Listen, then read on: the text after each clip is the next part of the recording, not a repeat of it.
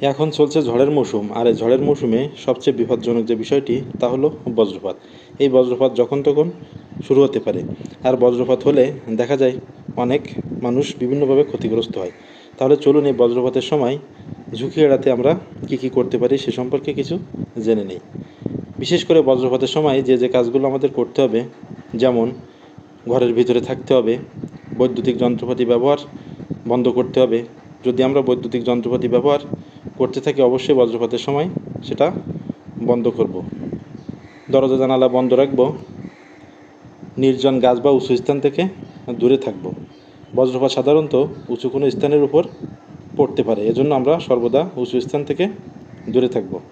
ধাতব বস্তু এড়িয়ে চলব, যেমন ছাতা, সাইকেল, তার, রেলিং ইত্যাদি ধাতব জিনিস ছুবেন না। জলাশয় থেকে দূরে থাকুন। পুকুর, নদী বা কোনো ভেজা জায়গায় থাকা খুব বিপজ্জনক।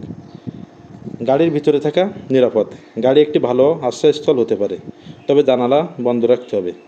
মোবাইল ফোন ব্যবহারের সতর্কতা। এই মোবাইল ফোন তো আমরা সবাই ব্যবহার করে থাকি, এজন্য বিশেষ করে এটা খুব খেয়াল রাখবেন, খোলা জায়গায় থাকলে ফোন ব্যবহার না করাই ভালো।